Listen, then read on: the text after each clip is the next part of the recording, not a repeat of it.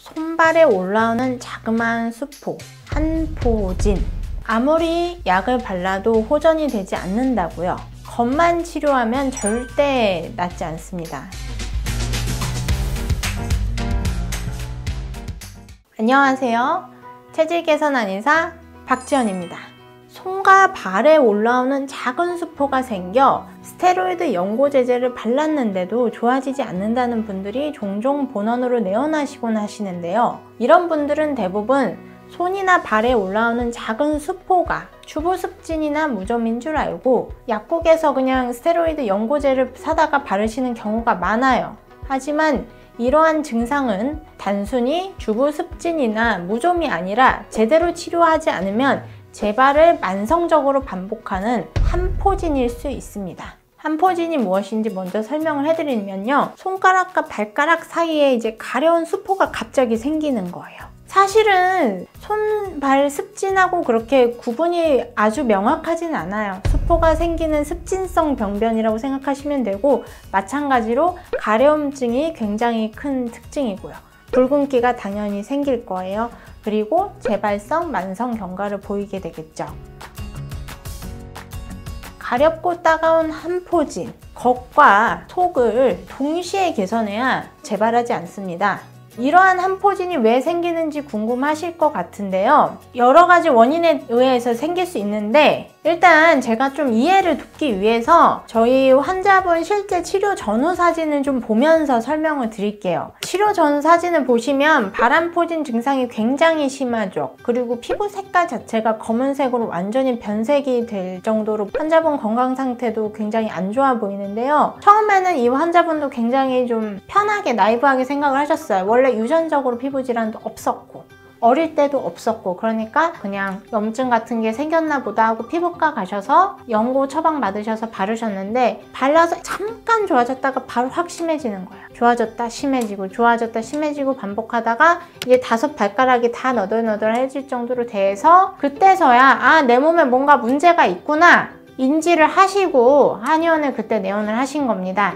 그래서 제가 이 환자분을 진료를 해봤을 때 원인이 딱 보였어요. 일단 몸 전체적으로 피부가 검붉은 형태, 피부 색깔 자체가 안 좋았고요. 환자분께서 비록 유전적으로는 피부 질환이나 기타 면역 질환의 병력은 없었으나 최근에 스트레스 받아가지고 이분이 막 무절제하게 식사를 하신 거죠. 갑자기 10에서 15kg 정도 체중이 확 불어나신 거예요. 과식, 폭식, 식탐, 야식, 그리고 기름진 거, 인스턴트, 피자, 치킨, 라면 다 골고루 드시고, 그리고 지금 발이 이렇게 돼버린 거예요. 그래서 제가 어머님한테 설명을 드렸죠. 지금 아드님께서 원래는 이런 체질이 아닌데 그동안 섭생이 너무 불량해서 대사 과정에서 생긴 과잉열하고 소화기관에서 생긴 독소하고 이런 게 온몸을 다 떠다니는 상황이 됐다. 지금 피부를 보셔라.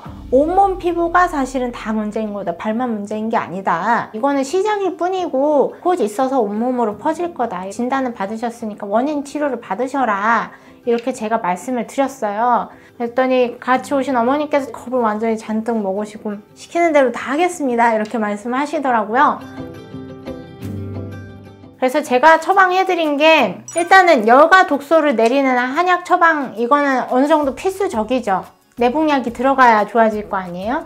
한약 처방을 했고, 두 번째로는 침치료도 물론 병행을 하긴 했는데, 세 번째로 이분의 식습관을 좀 제가 잡아드렸습니다. 굉장히 중요한 부분이에요.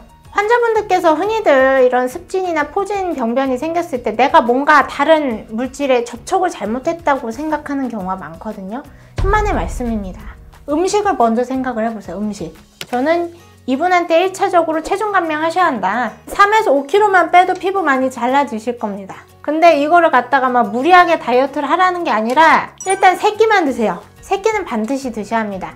아침, 점심, 저녁을 일정한 시간에 드세요. 이게 첫 번째입니다.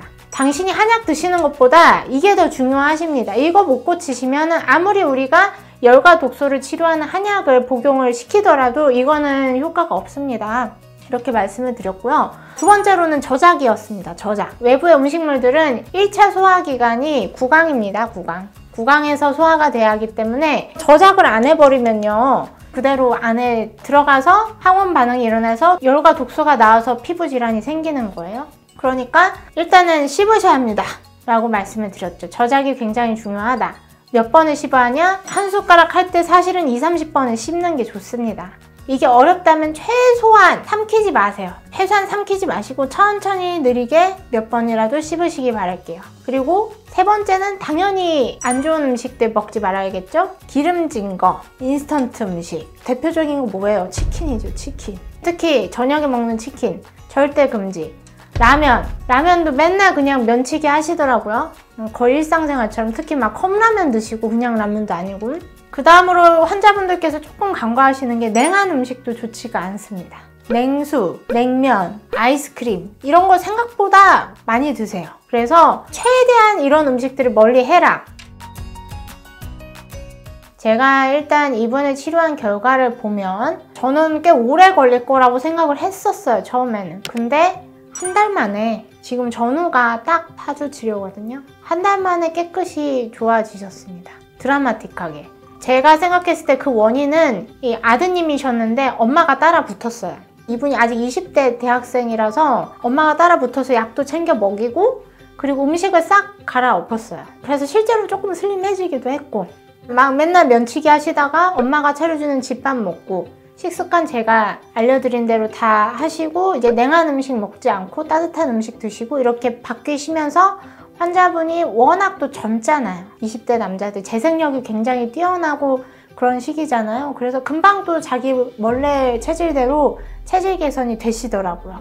이렇게 깨끗하게 회복이 되셔서 굉장히 저도 놀랐는데요. 근데 이분은 20대 남자고 어머님이 케어해주는 케이스였고 보통의 환자분, 일반 성인 환자라면은 저는 바른 치료 기간이 좀 오래 걸린다라고 말씀드리고 싶어요. 발이 왜 그러냐 하면 사지말단이잖아요. 사지말단.